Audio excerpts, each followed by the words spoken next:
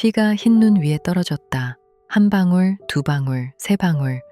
검붉은 핏방울이 새하얀 눈밭 위에 점점이 찍히며 기괴한 무늬를 만들어냈다. 인조 20년, 충청도 청풍고을의 겨울은 유난히도 매서웠다. 칼바람이 뼈를 내는 듯한 그 밤, 박진우 형암의 대저택에서는 처참한 비명소리가 터져 나오고 있었다. 이 음탕한 년, 감히 내 눈을 속이고 다른 놈의 씨를 배에 품다니. 박정호의 발길질이 만삭의 아내 은영의 배를 향해 날아들었다. 그녀는 두 팔로 배를 감싸며 처마 밑으로 굴러떨어졌다. 비단 치마가 찢어지고 저고리깃이 벌어지며 맨살이 드러났다. 눈발이 그녀의 상처 위에 내려앉았다. 서방님, 제발 아이만은. 이 아이는 분명 서방님의.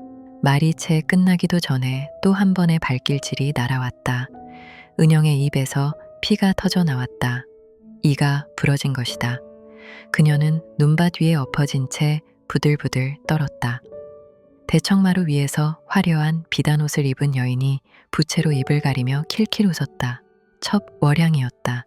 그녀의 배도 볼록하게 솟아있었다. 그녀가 시비에게 눈짓을 하자 시비가 마당 한가운데 놓인 큰 대야에서 물을 떠왔다. 아이고 마님, 이렇게 추운 밤에 밖에 계시면 감기 드시겠어요. 물 좀 끼얹어 드릴까요?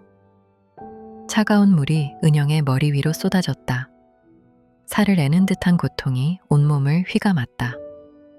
그녀의 머리카락이 순식간에 얼어붙기 시작했다. 시비들이 킬킬대며 웃었고 월향은 만족스러운 표정으로 부채질을 계속했다. 저것 좀 봐. 양반 마님이라더니 꼴이 저게 뭐야? 개만도 못하네. 박정호가 은영의 머리채를 움켜쥐고 끌어올렸다. 그의 눈에는 살기가 가득했다. 하지만 그 살기 뒤에는 두려움이 숨어 있었다. 이 여자가 살아있는 한 그의 비밀은 언제든 탄로날 수 있었다. 내년이 가져온 혼수 전답, 그 문서들 어디 있느냐, 어디 숨겼느냐. 서방님, 그건 제 아버지가. 닥쳐.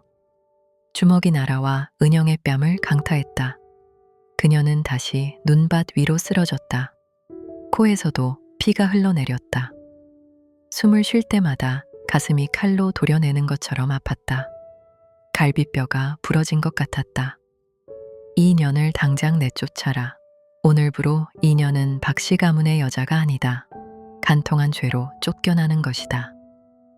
정호의 명에 하인들이 우르르 달려들었다. 그들은 은영의 팔을 붙잡고 질질 끌기 시작했다.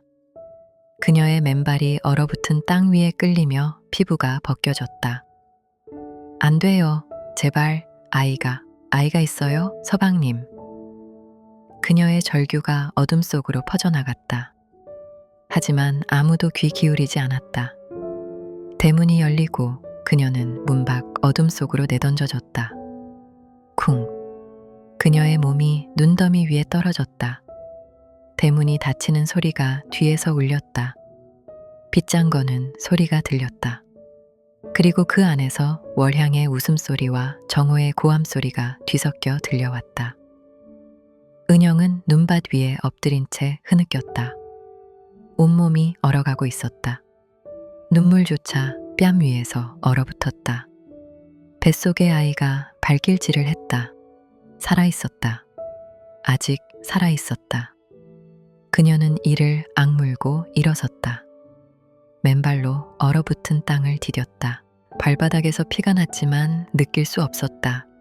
이미 감각이 사라진 것이다. 그녀는 비틀거리며 걸음을 옮기기 시작했다. 어디로 가야 하는지 알 수 없었다. 친정은 이미 망했다. 아버지는 작년에 돌아가셨고 어머니는 그보다 먼저 세상을 떠났다. 남은 식구라곤 아버지의 늙은 종 하나뿐이었는데 그마저도 어디로 갔는지 알 수 없었다. 마을 사람들에게 도움을 청할까? 아니, 그럴 수 없었다. 박형암의 위세는 이 고을 전체를 짓누르고 있었다. 그의 며느리였던 여자를 도와주는 것은 곧 죽음을 자초하는 것이나 마찬가지였다. 은영은 마을을 벗어나 산길로 접어들었다. 눈보라가 점점 거세졌다. 시야가 하얗게 변했다. 한 발짝, 한 발짝 내디딜 때마다 그녀의 의식은 점점 흐려졌다. 아이야, 미안하다. 엄마가. 그녀의 무릎이 꺾였다. 눈밭 위에 쓰러지며 그녀는 마지막 힘을 다해 배를 감쌌다. 눈이 그녀의 몸을 덮기 시작했다. 서서히, 아주 서서히 저 멀리 상이슬 어딘가에서 희미한 불빛이 깜빡이고 있었다. 하지만 그녀는 그것을 볼 수 없었다. 눈이 이미 감긴 것이다. 칼바람이 울부짖었다. 마치 귀신의 곡소리처럼. 그 밤 청풍 고을에서 쫓겨난 여인은 산길 위에 쓰러졌다. 피와 눈물로 얼룩진 채 뱃속의 아이와 함께 얼어 죽기를 기다리며. 그러나 하늘은 아직 그녀를 데려가지 않았다. 그녀의 운명은 이제 막 시작되려 하고 있었다. 그리고 그 운명의 실타래는 이 고을에서 가장 비천한 존재, 상이슬계 거지에게로 이어지고 있었다. 그날 밤 거지의 문을 두드린 것은 그녀였다. 그리고 그날 밤 이후 모든 것이 바뀌게 될 터였다. 피 묻은 발자국이 눈 위에 점점이 찍혀 있었다. 그 발자국은 박씨 대저택에서 시작되어 어둠 속으로 사라지고 있었다. 흰 눈 위에 붉은 점들. 그것은 마치 하늘이 내린 예언과도 같았다. 여러분, 이 이야기는 조선인조 시대에 실제로 전해 내려오는 이야기를 바탕으로 재구성한 것입니다. 아직 구독하지 않으신 분들은 구독과 좋아요 부탁드립니다. 그리고 어느 지역에서 이 이야기를 듣고 계신지 댓글로 남겨주시면 정말 큰 힘이 됩니다. 자, 이제 이 기구한 운명의 이야기 속으로 들어가 보겠습니다. 청풍고을은 충청도의 깊은 산골에 자리 잡은 작은 고을이었다. 금강의 지류가 굽이쳐 흐르고 첩첩산중이 고을을 병풍처럼 둘러싸고 있었다. 산세가 험하고 골이 깊어 예로부터 숨어 살기 좋은 곳이라 불렸다. 그래서인지 이 고을에는 유독 비밀이 많았다. 형암 박진우는 이 고을을 15년째 다스리고 있었다.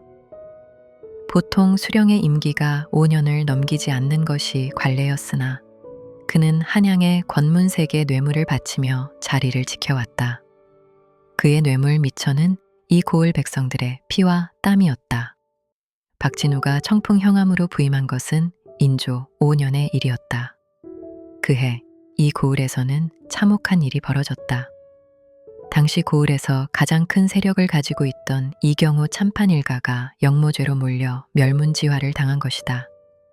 이경호는 3대째 청풍의 터를 잡고 살아온 명문가의 후손이었다. 그의 집안은 고을에서 가장 넓은 전답을 가지고 있었고 300여 명의 노비를 거느리고 있었다. 하지만 그보다 더 귀한 것은 그 집안의 명예였다.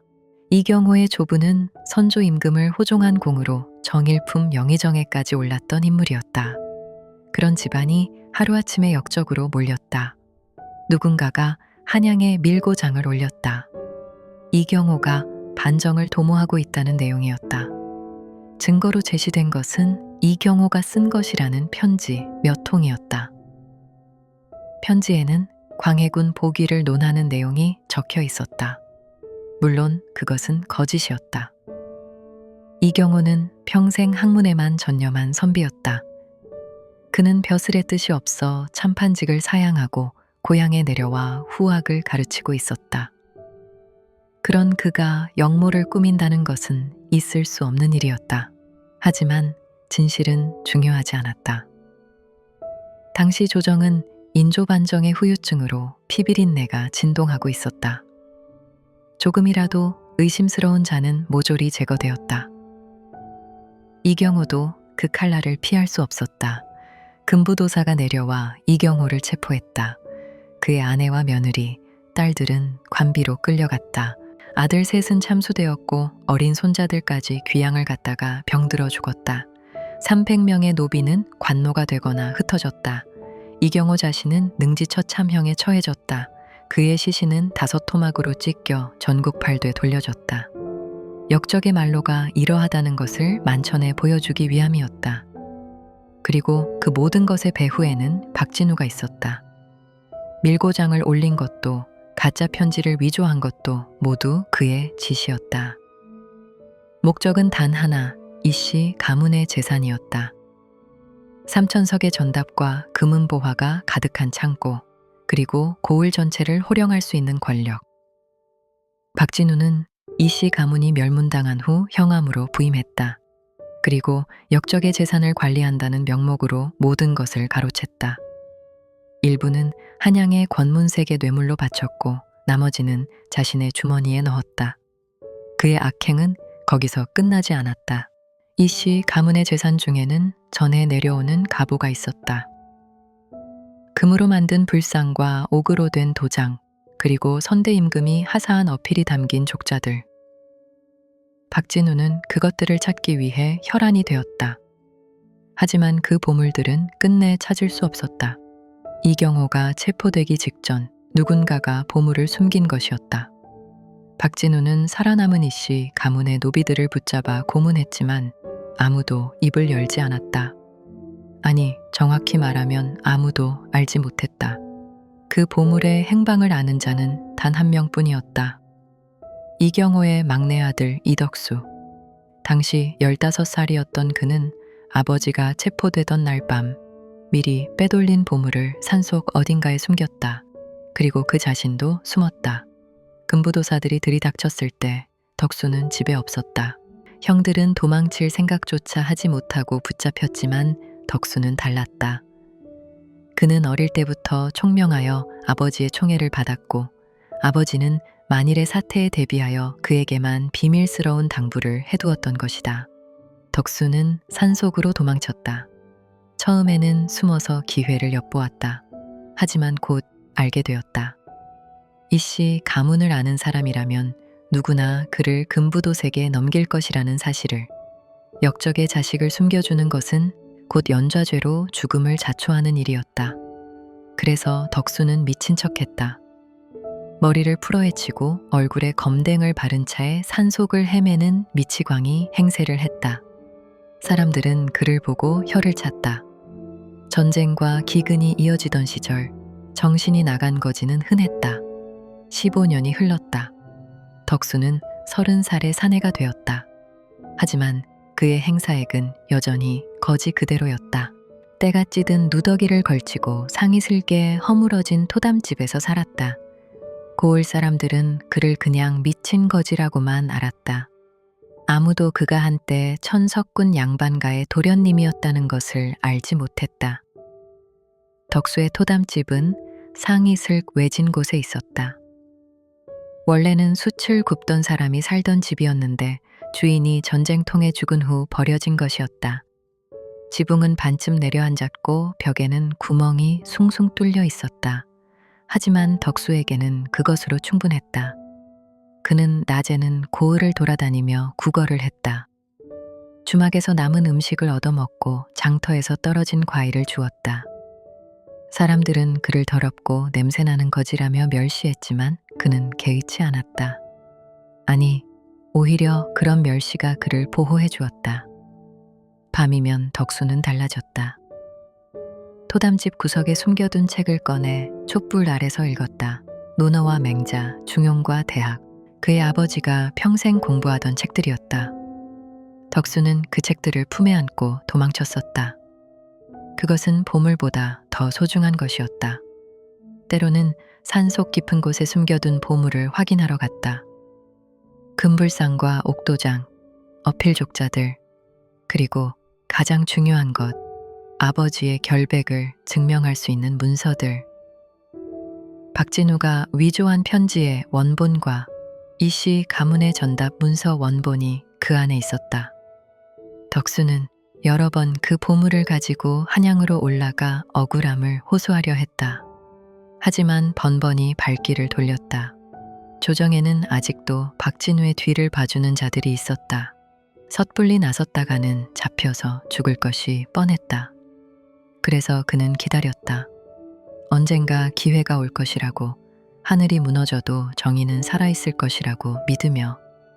한편 박진우의 아들 박정호는 아버지의 악행을 고스란히 물려받은 자였다. 어릴 때부터 잔인하고 교활했던 그는 자라면서 더욱 흉악해졌다. 약자를 괴롭히는 것을 즐겼고 여색을 밝혀 고을의 여인들을 겁탈하기 일쑤였다. 4년 전 정호는 은영을 아내로 맞이했다. 은영은 인근 고을 출신의 양반 규수였다. 그녀의 아버지는 가세가 기울어 빚에 쪼들리고 있었고 박진우가 그 빚을 대신 갚아주는 조건으로 혼사를 성사시킨 것이었다. 은영은 아름다웠다. 달처럼 맑은 얼굴에 버드나무 같은 자태를 가진 그녀를 보고 정호는 처음에는 만족해했다. 하지만 그의 관심은 오래가지 않았다. 새로운 여자들이 계속 눈에 들어왔고 그는 첩을 들이기 시작했다.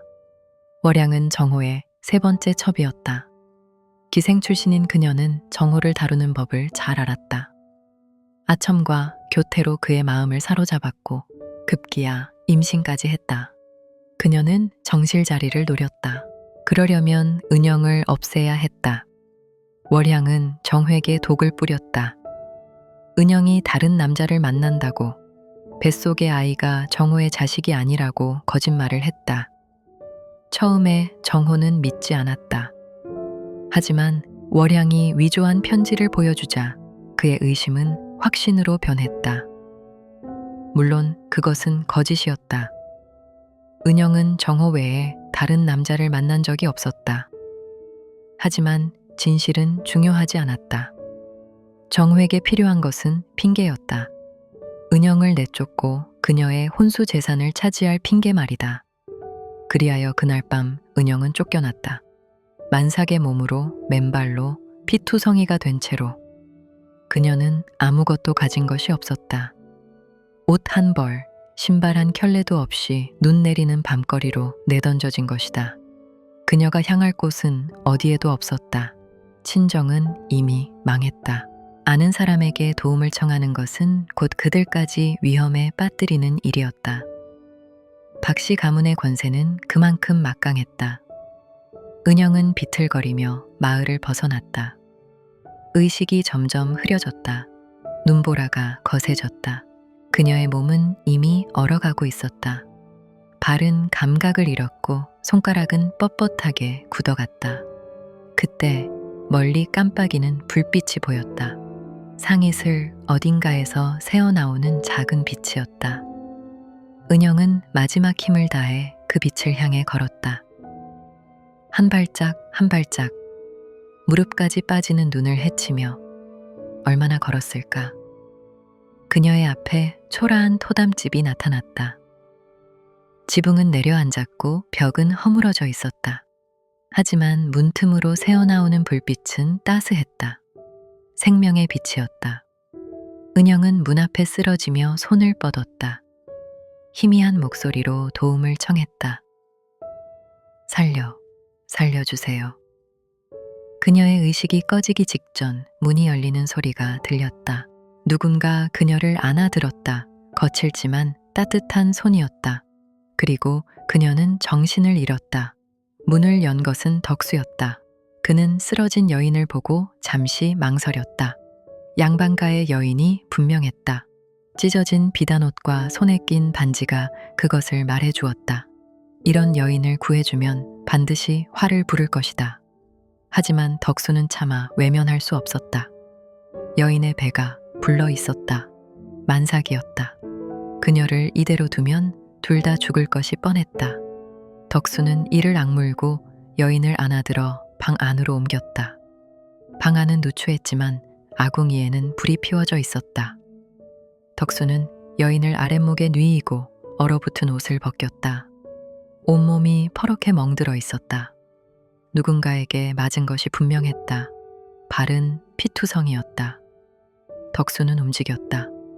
어딘가에서 깨끗한 천을 꺼내 상처를 닦았다.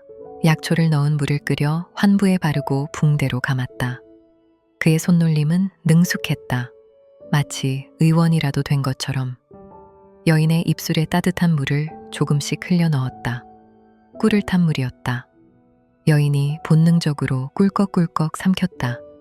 천이 조금씩 돌아오기 시작했다. 덕수는 밤새도록 여인 곁을 지켰다. 잠을 자지 않았다. 아궁이의 불을 계속 지폈고 젖은 천으로 여인의 이마를 닦았다. 열이 올랐다가 내렸다가를 반복했다. 새벽녘이 되어서야 여인의 상태가 안정되었다. 덕수는 그제야 한숨을 돌렸다. 하지만 그것도 잠시. 여인이 갑자기 신음을 토하기 시작했다. 아이가. 여인의 손이 배를 움켜쥐었다. 얼굴이 고통으로 일그러졌다. 덕수는 직감적으로 알았다. 아이가 나오려 한다. 지금 여기서. 그 밤 토담집에서는 새 생명이 태어났다. 눈보라가 울부짖는 그 혹독한 밤에 거지의 손에 의해 한 아이가 세상에 나왔다. 사내 아이였다. 아이의 울음소리가 어둠을 찢었다. 덕수는 떨리는 손으로 아이를 받아들었다. 작고 붉은 생명. 그는 아이의 탯줄을 끊고 따뜻한 물로 몸을 닦아주었다. 은영은 아이를 품에 안고 울었다. 기쁨의 눈물인지 슬픔의 눈물인지 알 수 없었다. 아마도 둘 다였을 것이다. 그녀는 아이의 얼굴을 들여다보며 속삭였다. 살았구나. 우리 아기. 살았어. 덕수는 한 발짝 물러서서 모자의 모습을 바라보았다. 그의 눈가에도 알 수 없는 물기가 맺혔다. 그는 고개를 돌렸다. 창밖으로 눈보라가 몰아치고 있었다. 그날 밤 거지의 문을 두드린 것은 상처 입은 여인이었다. 그리고 그날 밤 두 사람의 운명은 한데 엮이기 시작했다. 아직 둘 다 알지 못했다. 이 만남이 모든 것을 바꾸게 될 것이라는 사실을. 하늘이 정한 인연은 아무리 숨어도 결국 만나게 되어 있는 법이다. 은영이 눈을 떴을 때 처음 보인 것은 낡은 천장이었다. 거미줄이 쳐진 석가래 사이로 희미한 빛이 새어들었다. 그녀는 한참 동안 그 천장을 바라보았다. 여기가 어디인지, 자신이 왜 여기 있는지 기억이 나지 않았다. 그때 품에서 꿈틀거리는 것이 느껴졌다. 은영은 고개를 숙였다. 작은 아기가 그녀의 품에 안겨 있었다. 새빨간 얼굴에 주먹만 한 입을 오물거리는 아기.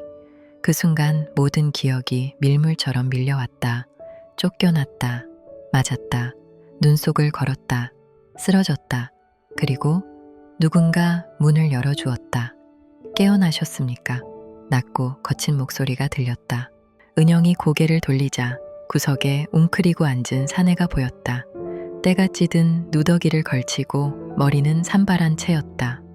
얼굴에는 검댕이 묻어 있었고 수염은 덥수룩하게 자라 있었다. 한눈에 봐도 거지였다.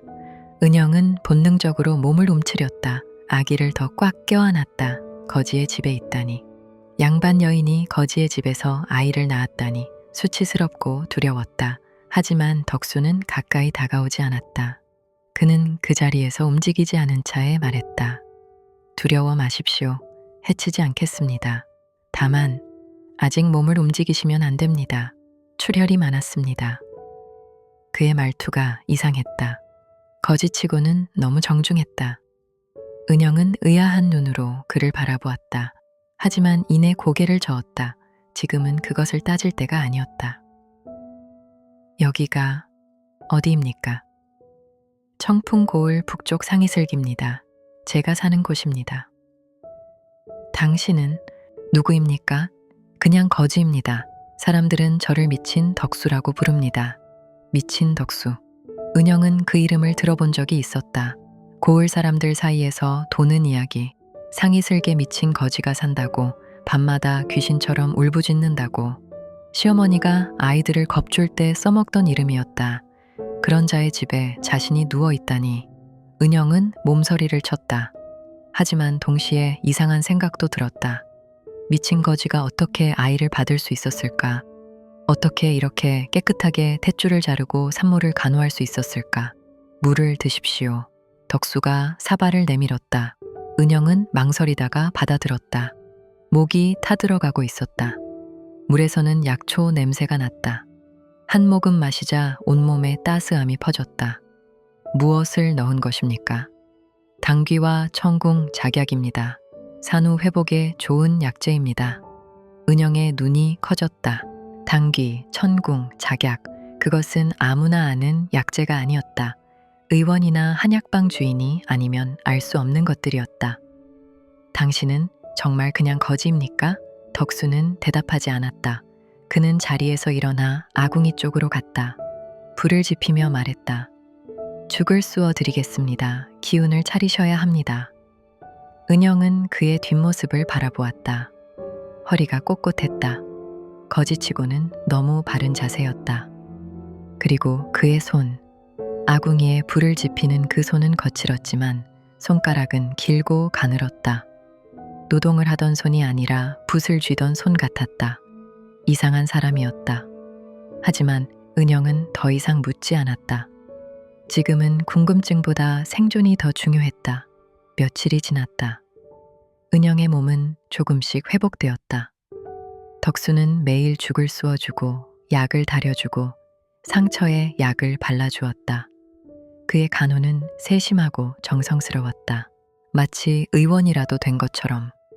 하지만 그는 절대로 가까이 오지 않았다. 항상 일정한 거리를 유지했다. 은영이 아기에게 젖을 물릴 때면 밖으로 나갔다. 밤에는 문 앞에서 잤다. 양반 여인의 방에 함께 있는 것이 불경하다는 듯이 은영은 점점 그에게 마음을 열기 시작했다. 이 사람은 해칠 사람이 아니었다. 오히려 지금까지 만난 누구보다 예의 바르고 정중한 사람이었다. 시어머니보다, 남편보다, 심지어 친정아버지보다도. 왜 저를 구해주셨습니까? 어느 날 밤 은영이 물었다. 덕수는 아궁이에 나무를 넣으며 대답했다. 쫓겨난 여인을 본 적이 있습니다. 어릴 때. 그때는 아무것도 할 수 없었습니다. 그래서 이번에는. 그는 말을 멈췄다. 은영은 더 묻지 않았다. 그에게도 아픈 과거가 있다는 것을 느꼈다. 아기는 건강하게 자랐다. 은영은 아기에게 민호라는 이름을 지어주었다. 민할민의 빛날 호. 백성들 사이에서 빛나는 아이가 되라는 뜻이었다. 덕수는 그 이름이 좋다고 했다. 좋은 이름입니다. 언젠가 이 아이가 세상에 빛을 비추게 될 것입니다. 은영은 그 말에 쓸쓸하게 웃었다. 이 아이의 미래는 암담했다. 아버지에게 버림받은 아이, 천한 곳에서 태어난 아이. 세상이 이 아이를 어떻게 볼지 뻔했다. 하지만 은영에게는 비밀이 있었다. 민호의 진짜 아버지는 박정호가 아니었다. 그것은 4년 전의 일이었다. 은영이 박정호에게 시집 오기 전 그녀에게는 사랑하는 사람이 있었다. 이준혁이라는 이름의 젊은 선비였다. 준혁은 청풍 고을 출신이었다. 가난한 선비였지만 마음이 곧고 재주가 뛰어났다. 은영은 우연히 그를 만났고 둘은 사랑에 빠졌다. 하지만 그들의 사랑은 이루어질 수 없었다. 은영의 아버지는 이미 박씨 가문과 혼담을 진행하고 있었다. 빚 때문이었다. 박진우가 빚을 갚아주는 조건으로 딸을 달라고 했고 은영의 아버지는 그 제안을 거절할 수 없었다. 은영은 준혁에게 모든 것을 고백했다. 준혁은 그녀를 데리고 도망치자고 했다. 하지만 은영은 그럴 수 없었다. 그녀가 도망치면 아버지가 빚 때문에 죽을 터였다. 둘은 마지막 밤을 함께했다. 그날 밤 그들은 부부의 연을 맺었다. 하늘과 땅을 증인 삼아 영원히 함께하자고 맹세했다. 그리고 다음 날 은영은 박씨 가문으로 시집갔다. 준혁은 그 후로 소식이 끊겼다. 은영은 그가 과거를 보러 한양에 갔다가 병을 얻어 죽었다는 소문을 들었다. 그녀는 몰래 눈물을 흘렸지만 티내지 않았다. 시댁에서는 아무도 몰랐다. 민호는 그날 밤의 결실이었다. 은영은 시집 온 후에도 한동안 정호와 잠자리를 하지 않았다. 정호가 기방에 빠져 집에 들어오지 않았기 때문이다. 그래서 은영은 알았다. 뱃속의 아이가 누구의 아이인지. 월향이 그 비밀을 어떻게 알았는지는 모른다. 아마도 짐작으로 거짓말을 했는데 그것이 우연히 진실이었는지도 모른다. 어쨌든 민호는 박정호의 아들이 아니었다. 이준혁의 아들이었다. 은영은 이 비밀을 아무에게도 말하지 않았다. 덕수에게도 말하지 않았다. 하지만 어느 날 그녀는 우연히 덕수의 눈을 보았다. 그 눈이 이상하게 익숙했다. 어디서 봤을까? 은영은 기억을 더듬었다. 그 깊고 맑은 눈, 슬픔과 결의가 뒤섞인 그 눈빛. 분명히 본 적이 있었다. 그날 밤 은영은 꿈을 꾸었다. 준혁이 나타났다. 그는 웃으며 말했다. 은영과 내 형을 만났구나. 은영은 놀라서 깨어났다. 형? 준혁에게 형이 있었던가? 그녀는 기억을 더듬었다. 준혁이 한 번 말한 적이 있었다. 자신에게는 형이 있었는데 어릴 때 헤어져서 죽은 줄 알았다고. 설마. 은영은 덕수를 바라보았다. 그는 문 앞에서 자고 있었다. 달빛이 그의 얼굴을 비추었다. 때를 벗기고 수염을 깎으면 정말로 준혁과 닮아 있었다. 은영의 심장이 쿵쾅거리기 시작했다.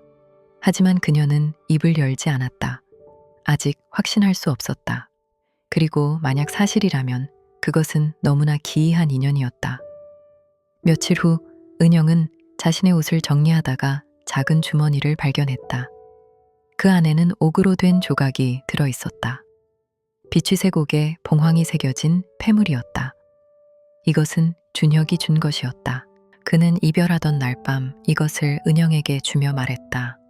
이것은 우리 어머니의 것이었습니다. 언젠가 다시 만날 때 이것으로 저를 알아봐 주십시오. 은영은 그 옥패를 가슴에 품고 살았다.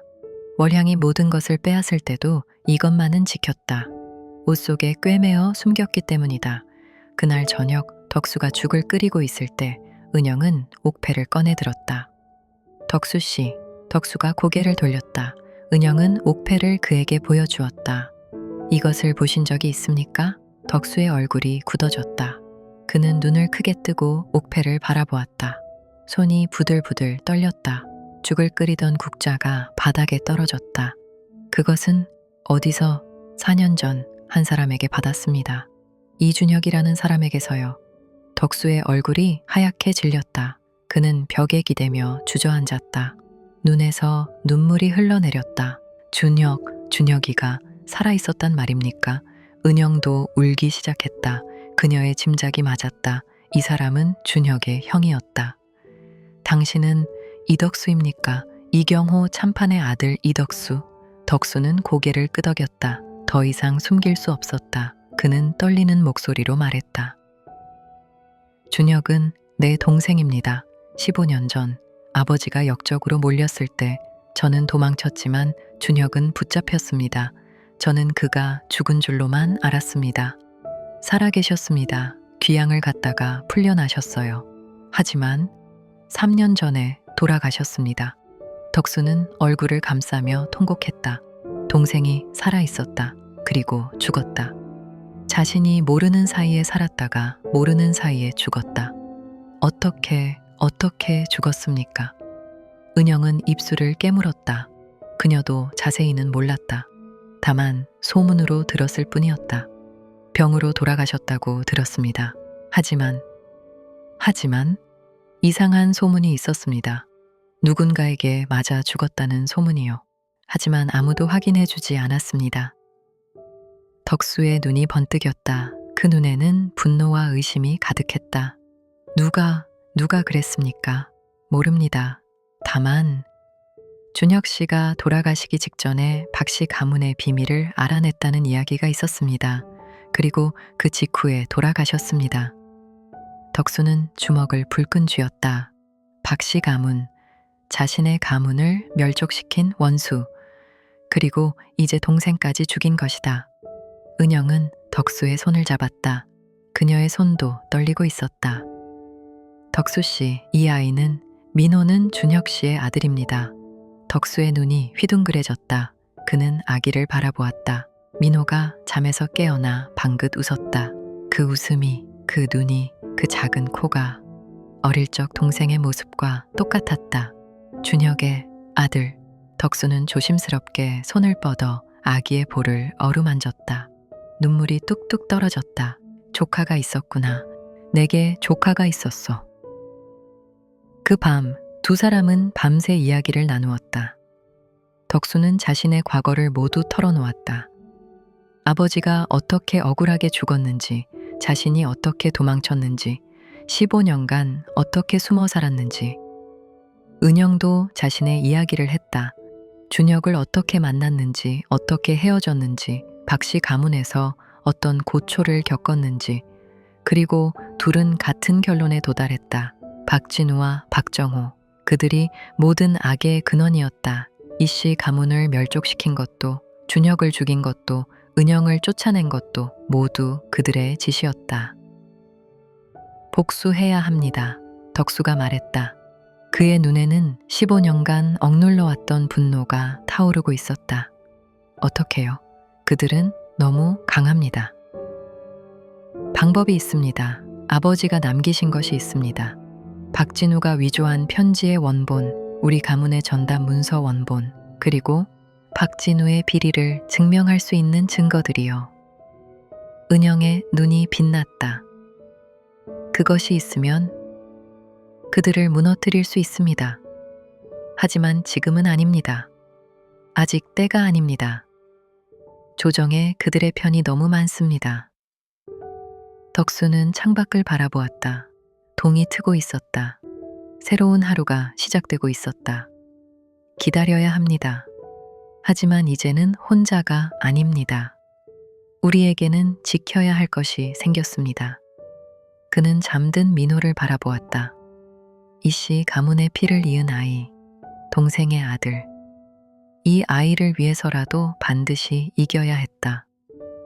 은영도 고개를 끄덕였다. 그녀도 더 이상 혼자가 아니었다. 그들은 손을 맞잡았다. 거지와 쫓겨난 여인, 그리고 갓난아기. 세상에서 가장 약한 세 사람이 세상에서 가장 강한 적에 맞서기로 한 것이다. 그날 아침 토담집 위로 해가 떠올랐다. 따스한 햇살이 방 안으로 스며들었다. 민호가 잠에서 깨어나 울음을 터뜨렸다. 그 울음소리는 어둠을 몰아내는 첫 달개 울음 같았다. 새로운 시작이었다. 고통의 밤이 지나고 희망의 아침이 밝아오고 있었다. 하지만 아직 갈 길은 멀었다. 그리고 그 길에는 더 큰 시련이 기다리고 있었다. 세월이 흘렀다. 3년이라는 시간이 산골짜기 토담집 위로 지나갔다. 겨울이 가고 봄이 오고 여름이 지나 가을이 오고 다시 겨울이 찾아왔다. 그렇게 3번의 사계절이 흘렀다. 민호는 어느새 3살이 되었다. 토실토실한 볼에 까만 눈망울을 가진 사내아이였다. 걸음마를 떼고 온가리를 시작하더니 이제는 제법 말도 하고 뛰어다니기도 했다.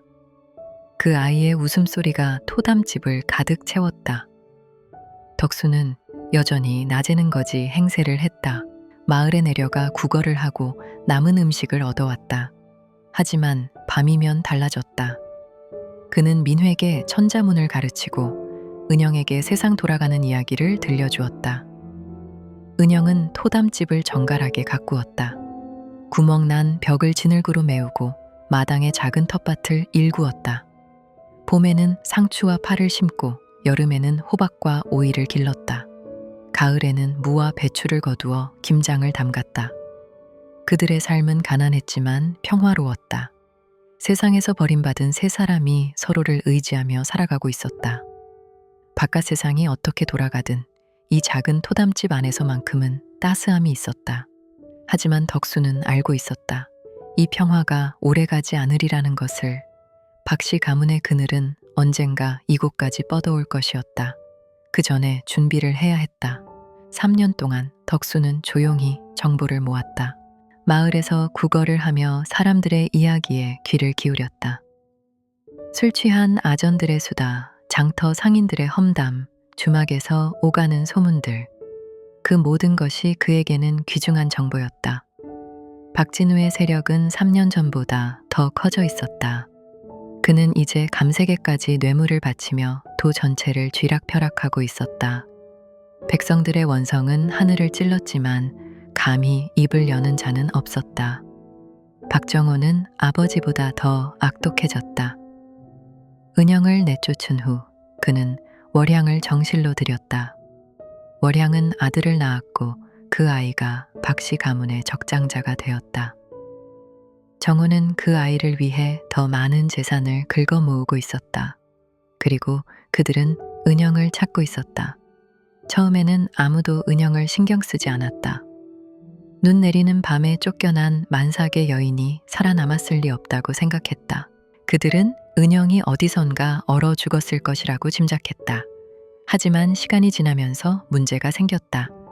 은영의 친정에서 가져온 혼수 문서 중 일부가 사라진 것이다. 그 문서들은 은영 아버지의 전답에 대한 권리를 증명하는 것이었다. 문서가 없으면 그 땅을 팔 수 없었다. 정호는 은영이 그 문서를 가지고 도망쳤을 수도 있다고 의심하기 시작했다. 그리고 만약 그녀가 살아있다면 아이도 살아있을 것이었다.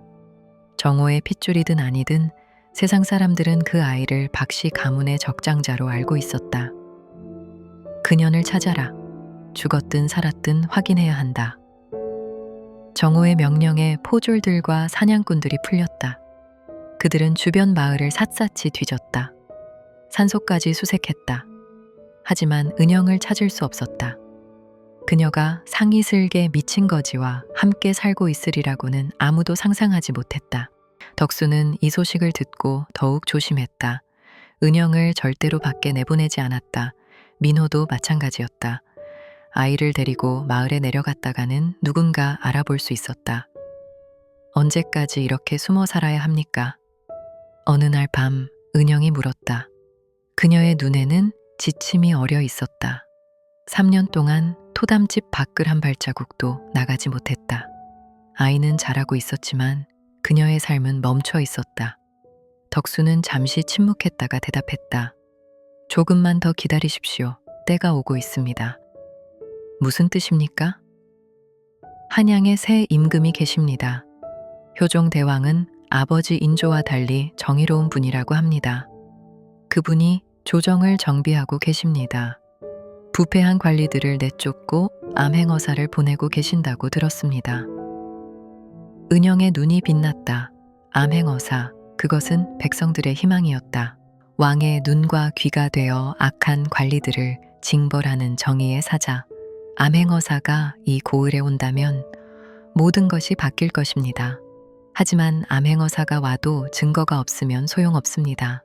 저는 그 증거를 가지고 있습니다. 문제는 그것을 어떻게 전달하느냐입니다. 덕수는 고민에 빠졌다. 증거를 한양으로 가져가야 했다. 하지만 그가 직접 가기에는 너무 위험했다. 박씨 가문의 눈이 어디에나 있었다. 그때 뜻밖의 기회가 찾아왔다. 어느 날 덕수가 마을에서 국어를 하고 있을 때였다. 주막 앞에서 두 사내가 이야기를 나누고 있었다. 그들은 한양에서 온 행상들이었다. 이번에 충청 가명에 새 관찰사가 왔다더군. 그래? 누군데? 송시열 대감의 제자라는데 강직하기로 유명하다더라. 부임하자마자 아전들을 다 갈아치웠다지. 덕수의 귀가 번쩍 뜨였다. 송시열, 그 이름은 알고 있었다. 조선 최고의 대학자이자 강직한 선비, 그의 제자라면 믿을만 했다. 그 관찰사가 직접 민원을 받는다더군. 억울한 일이 있으면 찾아오라고. 덕수는 가슴이 뛰기 시작했다. 이것이 기회였다. 관찰색에 직접 호소할 수 있다면 암행어사를 보내달라고 요청할 수 있을 것이었다. 그날 밤 덕수는 은영에게 자신의 계획을 말했다. 충청 가명에 다녀오겠습니다. 새 관찰색에 우리 가문의 억울함을 호소하고 청풍 고을의 실상을 알리겠습니다. 은영의 얼굴이 창백해졌다. 너무 위험합니다. 길에서 잡히면 잡히지 않을 것입니다. 저는 15년을 거지로 살았습니다. 누구도 저를 알아보지 못합니다. 그리고 이대로는 안 됩니다. 민호가 잘하고 있습니다. 그 아이에게 떳떳한 삶을 찾아주어야 합니다. 은영은 눈물을 머금고 고개를 끄덕였다. 그녀도 알고 있었다. 숨어 사는 것에는 한계가 있다는 것을, 언젠가는 싸워야 한다는 것을. 다음 날 새벽 덕수는 길을 떠났다. 품에는 아버지가 남긴 문서들을 넣었다. 박진우가 위조한 편지의 원본, 이씨 가문의 전담 문서, 그리고 박진우의 비리를 증명하는 여러 증거들. 그는 산길을 타고 남쪽으로 향했다. 큰 길을 피하고 외진 오솔길만 골라 걸었다. 밤에는 숲속에서 자고 낮에는 걸었다. 닷새 만에 충청 가명이 있는 공주에 도착했다. 가명 앞에는 많은 백성들이 몰려 있었다. 억울한 일을 호소하려는 사람들이었다. 덕수는 그들 틈에 섞여 순서를 기다렸다.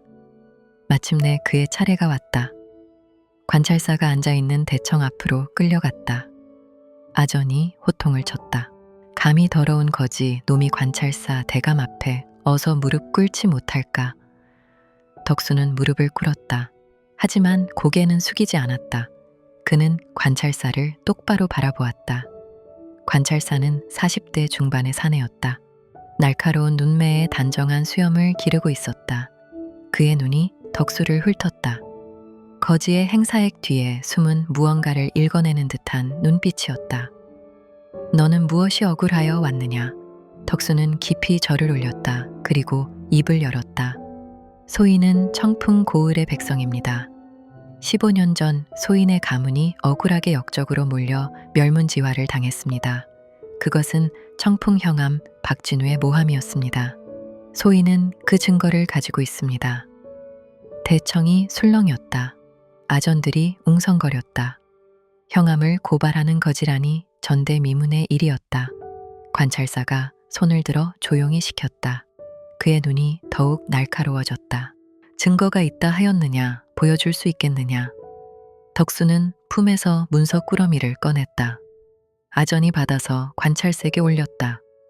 관찰사는 한 장 한 장 꼼꼼히 살펴보았다. 그의 표정이 점점 굳어졌다. 이것이 사실이냐? 모두 사실입니다. 대감. 저 문서들은 소인의 아버지 이경호 참판이 남기신 것입니다. 박진우가 위조한 편지의 원본과 우리 가문의 전답, 문서 원본입니다. 비교해 보시면 필적이 다르다는 것을 아실 수 있습니다. 관찰사는 한참 동안 문서를 들여다보았다. 그의 눈썹이 꿈틀거렸다. 분노가 얼굴에 스쳐 지나갔다. 이경호 참판이라면 영의정을 지낸 이공의 손자가 아니더냐? 그러하옵니다. 대감. 그 집안이 역적으로 몰려 멸문당했다는 것은 들었다. 하지만 이것이 모함이었단 말이냐? 그러하옵니다. 박진우가 우리 집안의 재산을 빼앗기 위해 편지를 위조하고 밀고장을 올렸습니다. 당시 조정이 어지러워 진위 확인도 없이 처형이 이루어졌습니다. 관찰사는 문서를 내려놓았다. 그는 잠시 눈을 감았다가 떴다. 내 말이 사실이라면 이것은 중대한 일이다. 하지만 형암을 고발하는 것은 쉬운 일이 아니다. 확실한 증거가 더 필요하다. 알고 있습니다. 대감.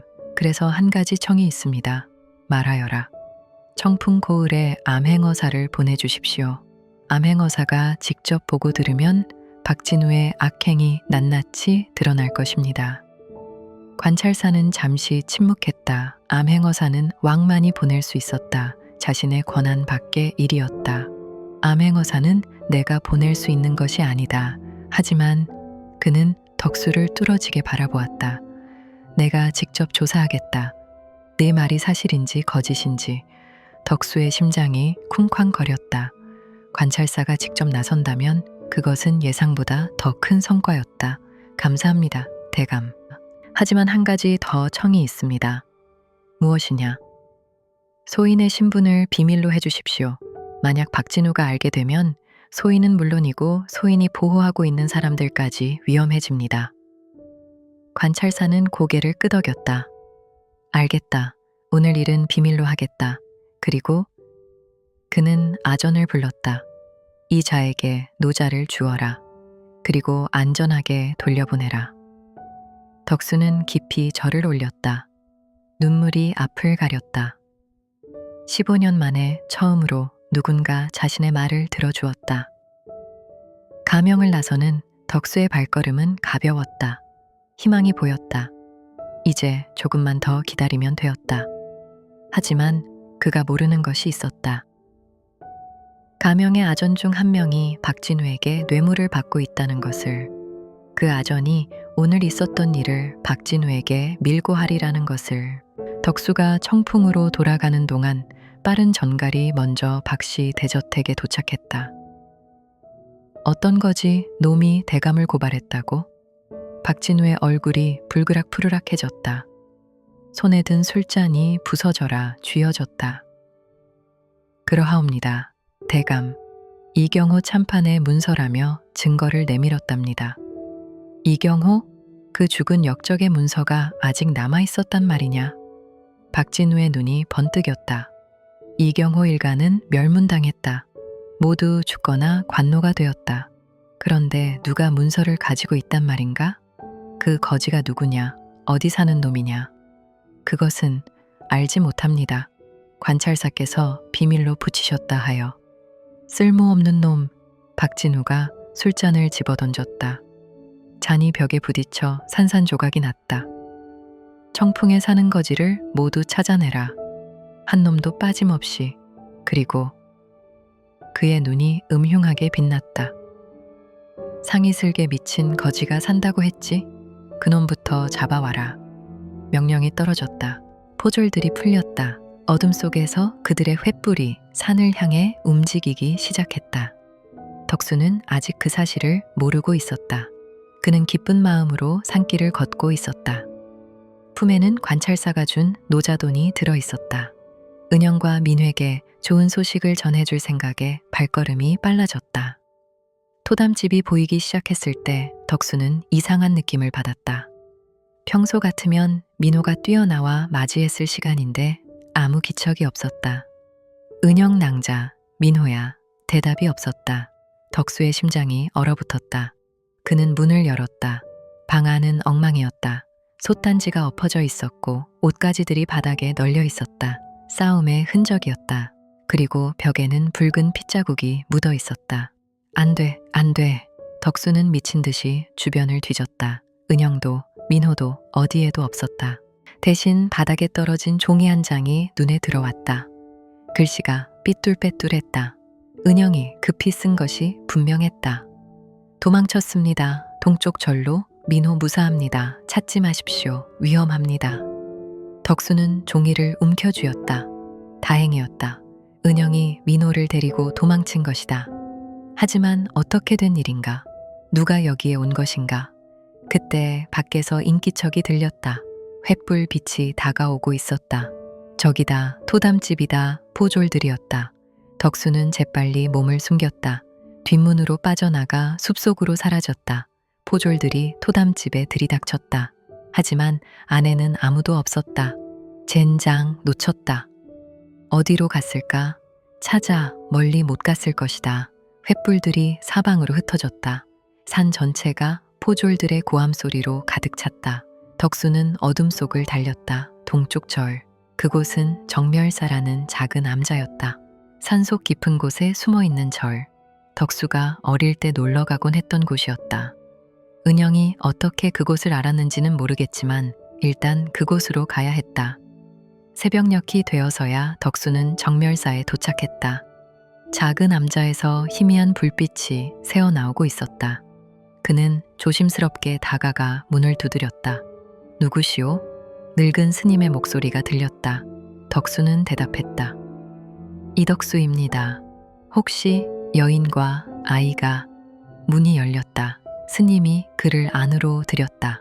방 안에는 은영과 민호가 있었다. 민호는 울다 지쳐 잠들어 있었고 은영은 창백한 얼굴로 덕수를 바라보았다. 덕수씨, 은영이 달려와 덕수를 끌어안았다. 그녀의 몸이 부들부들 떨리고 있었다. 무슨 일이 있었습니까? 왜 여기에? 포졸들이 왔어요. 미친 거지를 잡아오라는 명령을 받았다면서 저는 급히 민호를 데리고 도망쳤어요. 예전에 덕수 씨가 이 절 이야기를 해주신 게 생각나서 덕수의 얼굴이 굳어졌다. 포졸들이 왔다는 것은 누군가가 밀고 했다는 뜻이었다. 가명에서 있었던 일이 박진우에게 알려진 것이다. 스님, 이 은혜를 어떻게 갚아야 할지. 늙은 스님이 고개를 저었다. 갚을 것 없소. 나는 자네 아버지의 친구였소. 이경호 참판관은 30년 직이었지. 그분이 억울하게 돌아가셨을 때 나는 아무것도 할 수 없었소. 이제라도 그 아들을 도울 수 있어 다행이오. 덕수는 스님에게 깊이 절을 올렸다. 아직 아버지를 기억하는 사람이 있다는 것이 눈물겹도록 고마웠다. 하지만 여기도 오래 있을 수 없소. 포졸들이 산 전체를 뒤지고 있으니 곧 이곳까지 올 것이오. 어디로 가야 합니까? 스님이 생각에 잠겼다가 말했다. 한양으로 가시오. 거기에 자네를 도와줄 사람이 있소. 한양이라니요? 누구 말입니까? 송시열 대감의 제자 중에 김수항이라는 분이 있소. 지금 조정에서 높은 벼슬을 하고 있는데 그분은 예전에 자네 아버지와 교분이 있었소. 그분을 찾아가시오. 그분이라면 자네의 억울함을 풀어줄 수 있을 것이오. 김수항. 덕수는 그 이름을 가슴에 새겼다. 희망의 불씨가 다시 타오르기 시작했다. 하지만 은영 낭자와 민호는 걱정 마시오. 내가 숨겨주겠소. 산속에 아무도 모르는 암자가 하나 더 있소. 거기서 당분간 지내면 될 것이오. 덕수는 은영을 바라보았다. 그녀의 눈에도 결의가 서려 있었다. 가세요. 저와 민호는 괜찮습니다. 이제 제가 덕수 씨를 지켜야 할 때입니다. 하지만 우리의 싸움은 끝나지 않았습니다. 덕수 씨가 한양에서 성공해야 우리 모두가 살 수 있습니다. 가세요. 제발. 덕수는 이를 악물었다. 가슴이 찢어지는 것 같았지만 은영의 말이 옳았다. 지금 여기서 함께 잡히면 모두가 죽는다. 그가 한양에 가서 도움을 구해야 한다. 그는 잠든 민호의 이마에 입을 맞추었다. 작은 아이가 꿈틀거렸다. 삼촌이 곧 돌아올게. 그때까지 엄마 잘 지켜드려라. 그리고 은영에게로 향했다. 그녀의 손을 꼭 잡았다. 반드시 돌아오겠습니다. 그때까지 살아있어 주십시오. 약속하세요. 약속합니다. 새벽빛이 창문으로 스며들었다. 덕수는 길을 떠났다. 한양을 향해, 운명을 향해. 그의 등 뒤로 은영의 목소리가 들렸다. 꼭 돌아오세요. 덕수는 뒤돌아보지 않았다. 뒤돌아보면 발길이 떨어지지 않을 것 같았다. 그는 산길을 내려갔다. 어둠 속으로, 미지의 세계로. 한양까지는 열흘 길이었다. 그 열흘 동안 그는 무엇을 만나게 될 것인가? 그리고 한양에서 그를 기다리는 것은 희망인가 절망인가? 아무도 알 수 없었다. 오직 하늘만이 알고 있을 뿐이었다. 한양으로 가는 길은 험난했다. 덕수는 큰 길을 피해 산길과 오솔길만 골라 걸었다. 낮에는 숲속에 숨어 쉬고 밤에는 별빛을 따라 북쪽으로 향했다. 굶주림과 추위가 그를 괴롭혔지만 멈출 수 없었다. 열흘째 되는 날 마침내 한양의 성벽이 보였다. 덕수는 숭례문 앞에 서서 잠시 숨을 골랐다. 15년 만에 보는 도성이었다. 어릴 때 아버지를 따라 몇 번 왔던 기억이 흐릿하게 떠올랐다. 성문을 지나 도성 안으로 들어갔다. 거리는 사람들로 붐볐다. 장사치들의 호객 소리, 가마 행렬의 호의 소리, 아이들의 웃음소리. 모든 것이 낯설고 어지러웠다. 덕수는 길을 물어 종로 쪽으로 향했다. 김수항 대감의 저택을 찾아야 했다. 하지만 거지 행사액으로는 대감댁 대문 앞에도 갈 수 없었다. 문전 박대를 당할 것이 뻔했다. 그는 우선 주막에 들러 몸을 씻고 옷을 갈아입기로 했다. 스님이 준 노자돈이 아직 남아 있었다. 허름하지만 깨끗한 평민 옷을 사 입고 머리를 빗어 상투를 틀었다. 거울에 비친 자신의 모습이 낯설었다. 15년 만에 처음으로 사람다운 행사액을 한 것이다.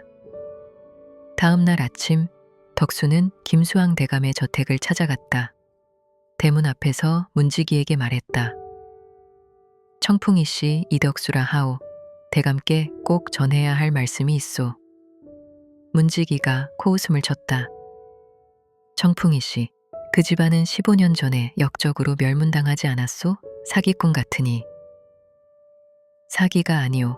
제발 대감께 전해만 주시오. 이경호 참판의 막내 아들 덕수가 왔다고. 문지기가 망설였다. 덕수의 눈빛이 예사롭지 않았다. 결국 문지기는 안으로 들어가 전가를 올렸다. 얼마 후 대문이 열렸다. 하인이 나와 덕수를 안으로 안내했다. 사랑채 앞마당을 지나 서재 앞에 이르렀다. 들어오시오. 안에서 목소리가 들렸다. 덕수는 문을 열고 들어갔다. 서재 안에는 50대 초반의 사내가 앉아 있었다. 날카로운 눈매에 근엄한 표정. 조정의 고관대작다운 위엄이 풍겼다. 김수왕 대감이었다. 자네가 이경우 참판의 아들이라 했는가? 그러하옵니다, 대감. 덕수는 무릎을 꿇고 절을 올렸다. 김수왕이 그를 유심히 바라보았다. 이경우 참판의 아들은 모두 처형되었다고 들었네. 자네가 어떻게 살아남았는가? 소인은 막내였습니다. 체포되던 날 밤 아버지의 명으로 도망쳤습니다. 그 후 15년간 거지 행세를 하며 숨어 살았습니다. 김수왕의 눈이 커졌다. 그는 덕수의 얼굴을 자세히 들여다보았다. 정말로 덕수인가? 어릴 때 자네 아버지를 따라온 것을 본 기억이 나네. 그때 자네는 10살도 안 됐었지. 기억해 주시니 감사합니다, 대감. 15년을 거지로 살았다니. 김수왕의 목소리에 안타까움이 묻어났다. 그는 잠시 침묵했다가 물었다. 그래서 나를 찾아온 이유가 무엇인가? 덕수는 품에서 문서 꾸러미를 꺼냈다. 충청 가명에서 보여줬던 바로 그 문서들이었다. 이것은 아버지의 결백을 증명할 수 있는 증거입니다. 박진우가 위조한 편지의 원본, 우리 가문의 전답 문서 원본, 그리고 박진우의 비리를 증명하는 기록들입니다. 김수왕이 문서들을 받아들었다. 한 장 한 장 꼼꼼히 살펴보았다. 그의 표정이 점점 굳어졌다. 이것이 사실인가? 모두 사실입니다, 대감. 아버지는 억울하게 죽으셨습니다. 박진우가 우리 집안의 재산을 빼앗기 위해 모함한 것입니다. 김수왕은 문서를 내려놓았다. 그의 눈에 분노가 타올랐다. 박진우, 그자가 이런 악행을 저질렀단 말인가? 그리고 15년간 아무도 몰랐다니. 대감, 소인이 청을 올리겠습니다. 말해보게. 청풍고을에 암행어사를 보내주십시오. 암행어사가 직접 보고 들으면 박진우의 악행이 낱낱이 드러날 것입니다. 그리고 우리 가문의 억울함도 풀릴 것입니다. 김수왕은 잠시 생각에 잠겼다. 암행어사를 보내려면 왕의 재가가 필요했다. 쉬운 일이 아니었다. 암행어사는 전하께서만 보내실 수 있네. 하지만 그는 덕수를 바라보았다. 내가 주상 전하께 아뢰겠네. 마침 충청도 지역에 민원이 많다는 보고가 올라오고 있었네. 이번 기회에 암행어사를 파견하도록 건의하겠네.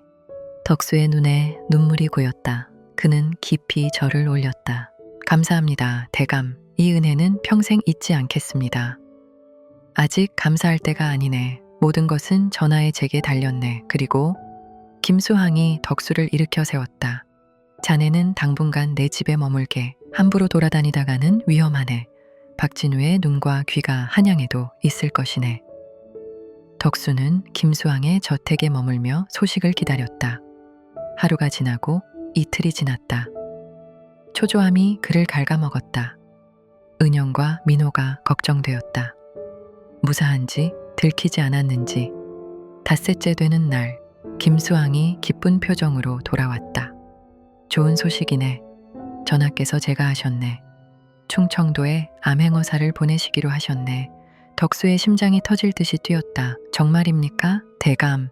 그렇네. 그리고 더 좋은 소식이 있네. 김수왕이 의미심장한 미소를 지었다.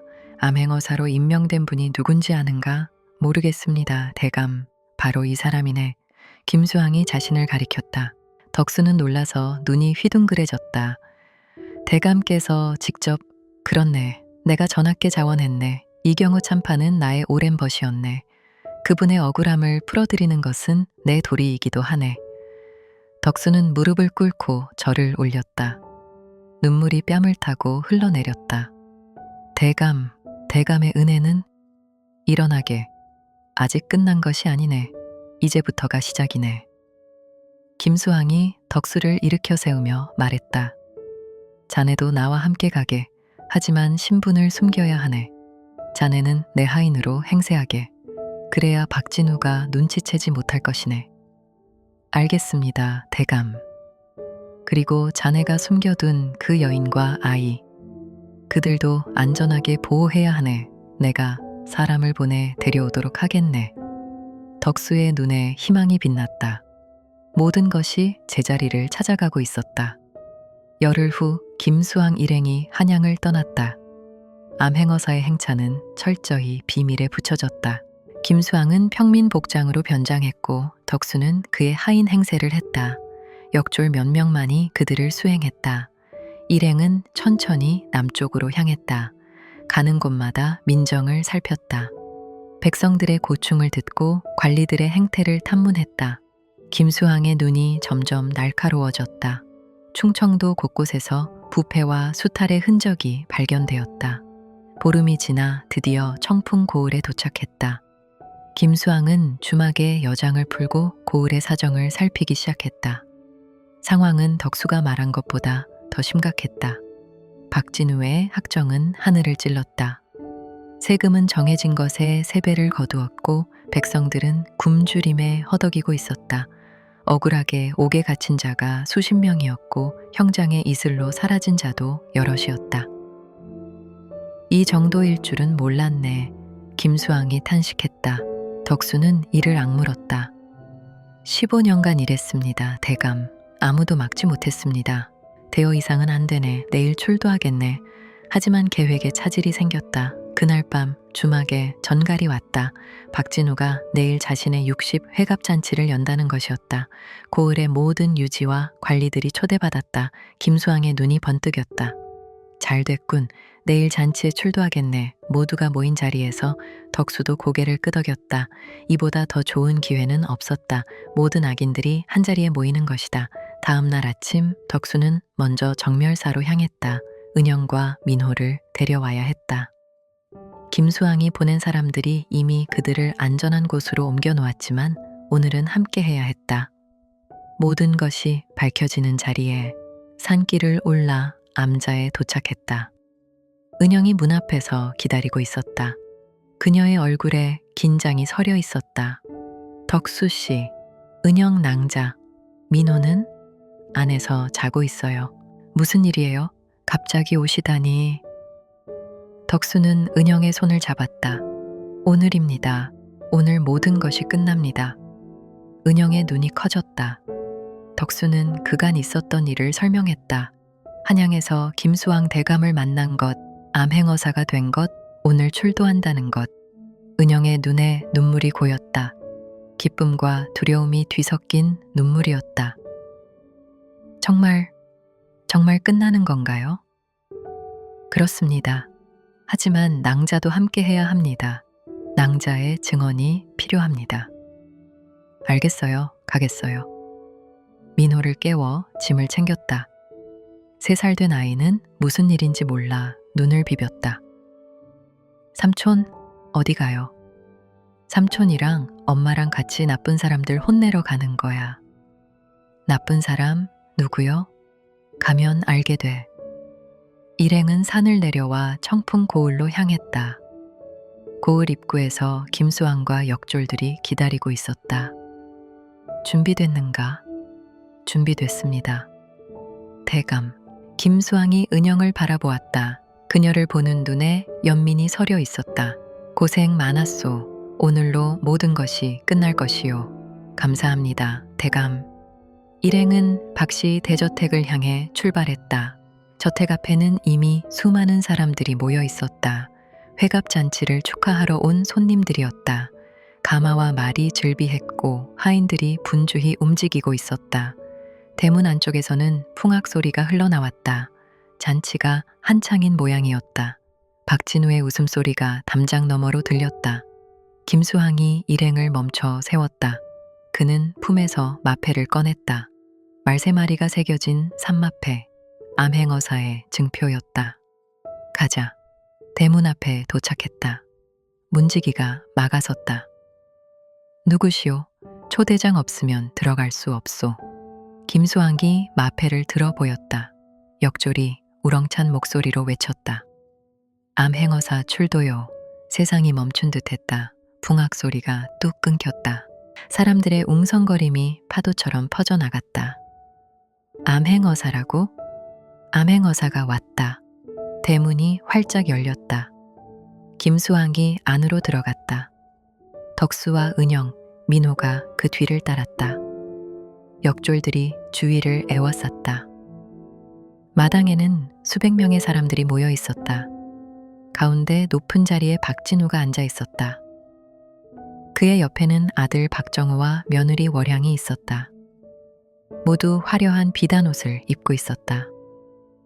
박진우의 얼굴이 하얗게 질렸다. 그는 벌떡 일어섰다. 아, 암행어사라니. 이게 무슨... 김수환이 차가운 눈으로 그를 바라보았다.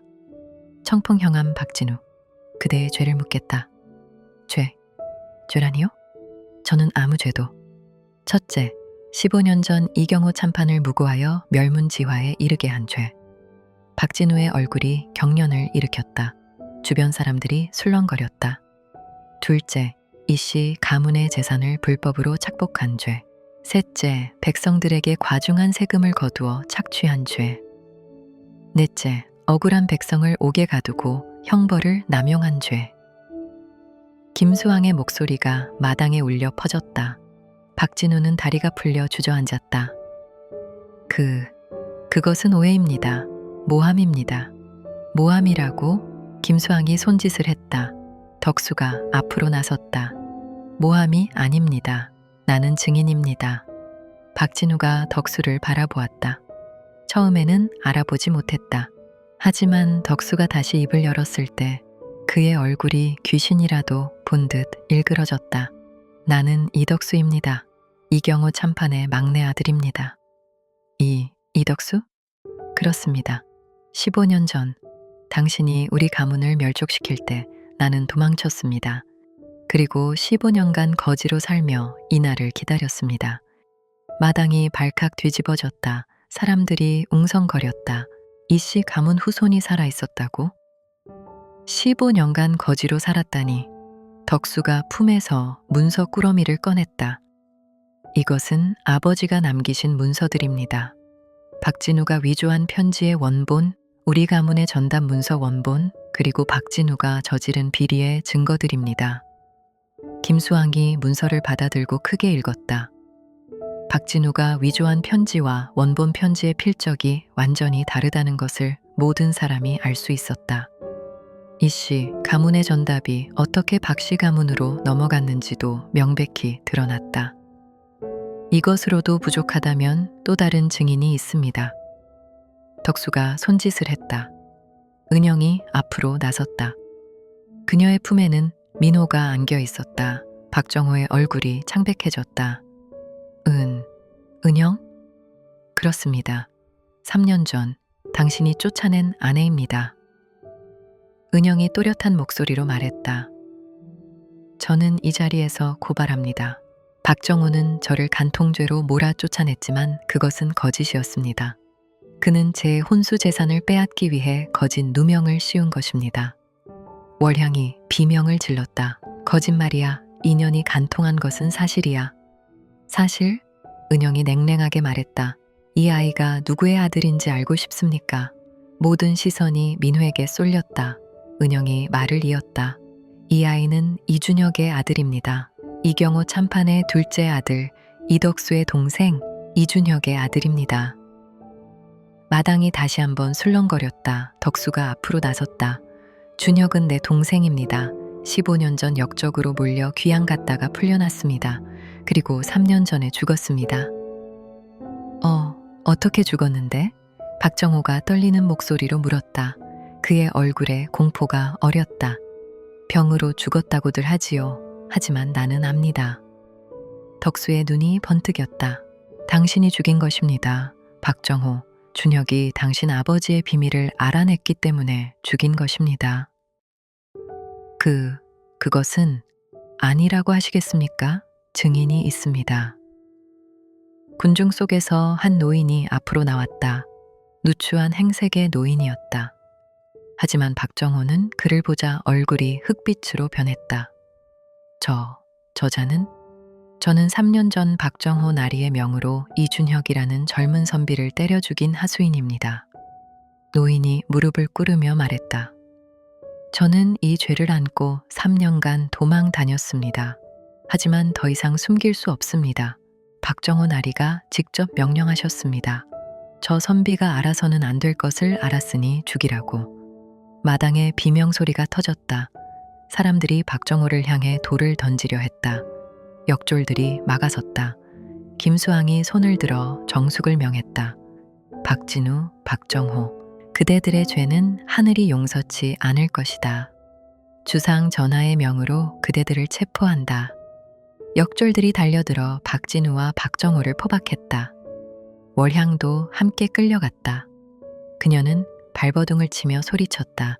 나는 아무것도 모른다. 나는 죄가 없어. 죄가 없다고 은영이 차갑게 말했다. 당신이 거짓 편지를 위조해서 나를 쫓아냈잖아. 당신이 없었으면 나는 쫓겨나지 않았어. 월향의 얼굴이 일그러졌다. 더 이상 발뺌할 수 없었다. 박진우가 끌려가며 외쳤다. 이덕수, 이덕수, 어떻게 살아있는 거냐? 어떻게? 덕수가 그를 바라보았다. 그의 눈에는 15년간 묵혀온 한이 서려 있었다. 거지는 아무도 거들떠보지 않습니다.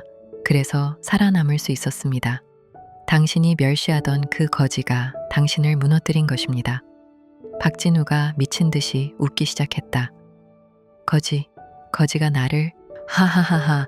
그의 웃음소리가 점점 광기를 띄어갔다. 역졸들이 그를 끌고 나갔다. 마당에 남은 사람들은 모두 넋이 나간 표정이었다.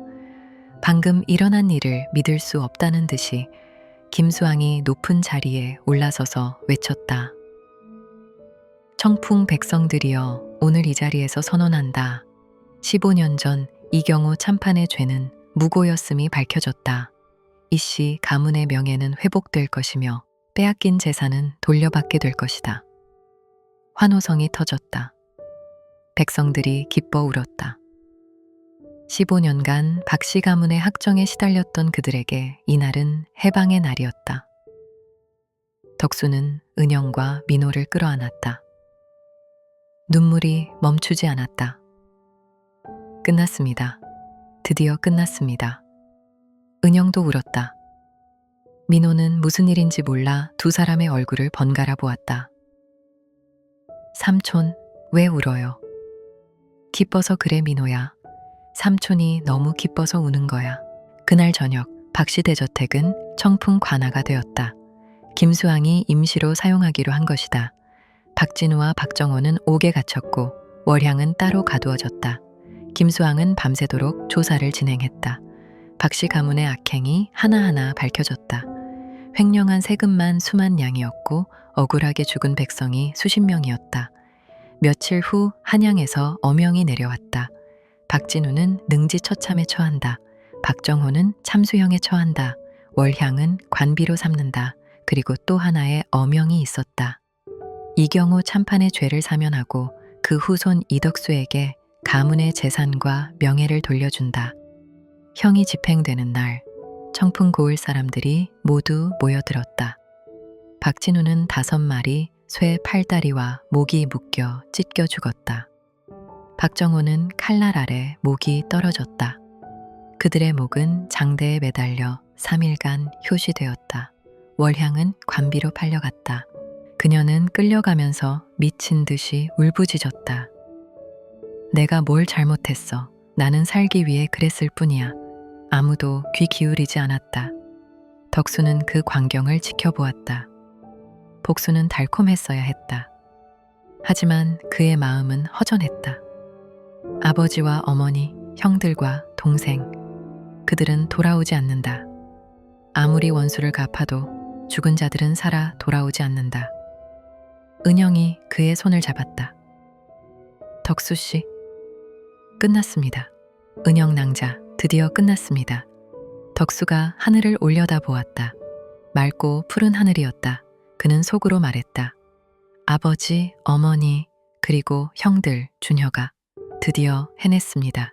당신들의 한을 풀었습니다. 바람이 불었다. 마치 대답하듯이 부드럽게. 그해 가을 청풍 고을에는 큰 변화가 찾아왔다.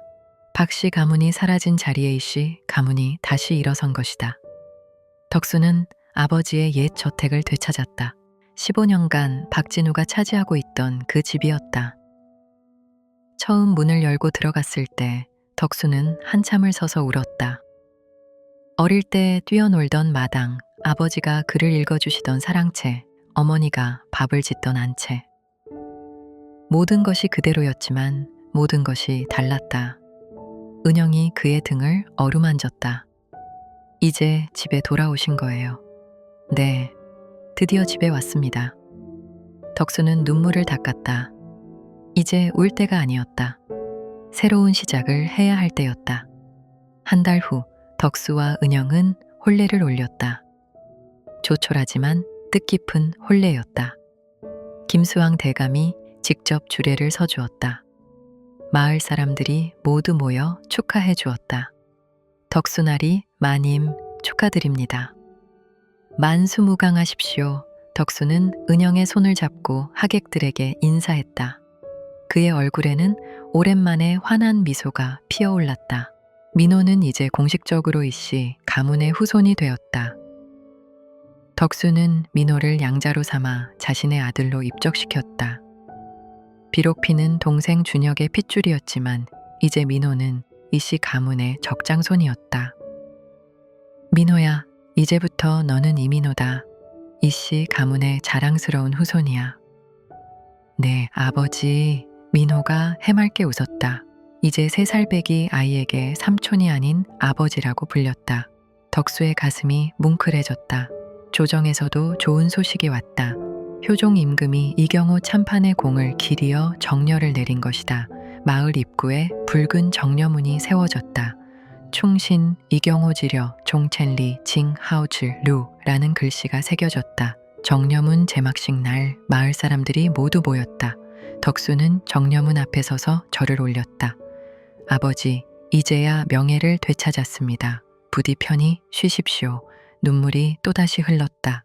하지만 이번에는 슬픈 눈물이 아니었다. 감격의 눈물이었다. 덕수는 돌아가신 가족들을 위해 사당을 세웠다. 아버지 이경호, 어머니 정씨, 큰형 이덕문, 둘째 형 이덕현, 동생 이준혁. 5 위패가 사당에 모셔졌다. 매일 아침 저녁으로 덕수는 사당에 올라 절을 올렸다. 아버지, 어머니, 형님들, 주녀가 오늘 하루도 무사히 보냈습니다. 은영도 함께 절을 올렸다. 비록 만난 적 없는 시부모님과 시숙들이었지만 그들은 이제 그녀의 가족이기도 했다. 겨울이 지나고 봄이 왔다. 이씨 가문의 옛 전답에서 새싹이 돋아났다. 덕수는 소작인들을 불러 말했다. 앞으로 소작료를 반으로 줄이겠소. 그리고 흉년이 들면 아예 받지 않겠소. 소작인들이 감격의 눈물을 흘렸다. 박씨 가문 시절에는 상상도 못할 일이었다. 나리, 감사합니다. 정말 감사합니다. 감사할 것 없소. 이것이 당연한 것이오. 박씨 가문이 비정상이었던 것이오. 덕수는 고을의 가난한 백성들을 위해 의창을 세웠다. 굶주린 자에게 곡식을 나누어 주고 병든 자에게 약을 주었다. 그의 선행은 고을 전체로 퍼져나갔다.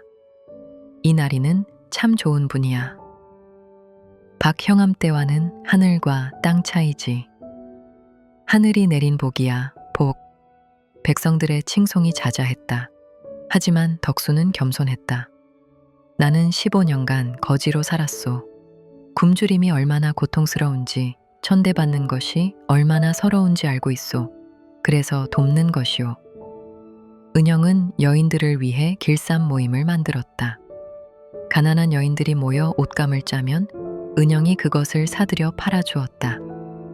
여인들은 스스로 돈을 벌 수 있게 되었다. 마님 덕분에 살겠습니다. 우리 아이들 굶기지 않게 되었어요. 은영은 미소 지었다. 저도 한때 쫓겨난 여인이었습니다. 그때의 고통을 잊지 않으려고 합니다. 민호는 무럭무럭 자랐다. 5살이 되자 천자문을 떼고 6살이 되자 소학을 읽기 시작했다. 총명하기가 아버지 준혁을 닮았다. 이 아이는 크게 될 것입니다. 서당 훈장이 감탄했다. 덕수와 은영은 흐뭇하게 아들을 바라보았다. 어느 날 민호가 물었다. 아버지, 저는 왜 이씨인데 친아버지는 따로 있는 거예요? 덕수는 민호를 무릎에 앉히고 말해 주었다. 친아버지 준혁의 이야기를, 어머니 은영이 겪은 고초를, 그리고 어떻게 이 가족이 만들어지게 되었는지를. 민호는 눈을 동그랗게 뜨고 들었다. 그럼 친아버지도 이씨고 지금 아버지도 이씨니까 저는 2번 이씨인 거예요? 덕수가 웃었다. 그래, 2번 이씨다. 그러니까 2배로 자랑스러운 이씨가 되어야 한다. 네, 2배로 열심히 공부할게요. 민호가 씩씩하게 대답했다. 덕수와 은영은 서로를 바라보며 미소 지었다. 해가 바뀌고 또 바뀌었다. 이씨 가문은 번창했다. 민호는 15세 소가에 합격했고 20살에 대과에 급제했다.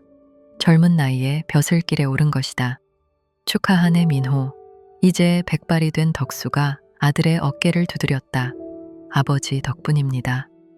내 덕이 아니야. 내 노력이고 하늘의 뜻이야. 민호는 훌륭한 관리가 되었다. 아버지처럼 그리고 할아버지처럼 백성을 사랑하는 관리가 되었다. 그가 가는 곳마다 선정의 꽃이 피었다. 덕수는 오래 살았다. 70을 넘기고도 정정했다. 은영도 건강했다. 2 사람은 손자 손녀들에 둘러싸여 행복한 노년을 보냈다. 여보, 우리 참 멀리도 왔소. 어느 날 저녁 덕수가 은영에게 말했다.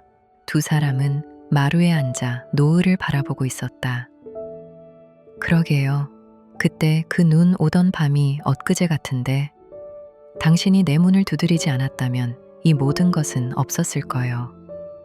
덕수 씨가 문을 열어주지 않았어도 마찬가지예요. 2 사람은 손을 맞잡았다. 주름진 손이었지만 여전히 따뜻했다. 고맙소, 은영. 저야말로요, 덕수 씨. 노을이 하늘을 물들였다. 붉고 아름다운 노을이었다. 덕수는 그해 겨울 81의 나이로 세상을 떠났다. 은영도 이듬해 봄에 뒤를 따랐다. 2 사람은 나란히 묻혔다. 이씨 가문의 선영에 아버지 이경호 참판의 묘 옆에. 민호는 부모의 무덤 앞에 비석을 세웠다. 비석에는 이렇게 새겨졌다. 거지의 문을 두드린 여인, 그 문을 열어준 거지. 2 사람의 만남이 멸문의 한을 풀고 가문을 다시 일으켰노라. 해마다 첫눈이 오는 날이면 이씨 가문에서는 가난한 백성들에게 음식을 나누어 주었다. 은영이 덕수의 문을 두드렸던 그 눈 오는 밤을 기리는 것이었다. 이 전통은 대대로 이어져 100년이 지나도 계속되었다. 사람들은 이 이야기를 전해 들으며 말했다. 하늘은 착한 사람을 버리지 않는다. 고생 끝에 낙이 온다. 원수는 외나무 다리에서 만난다. 그리고 또 이렇게 말했다. 상처 입은 여인이 거지의 문을 두드렸다. 그리고 그날 밤 거지는 부자가 되었다. 아니, 그날 밤 거지는 이미 부자였다.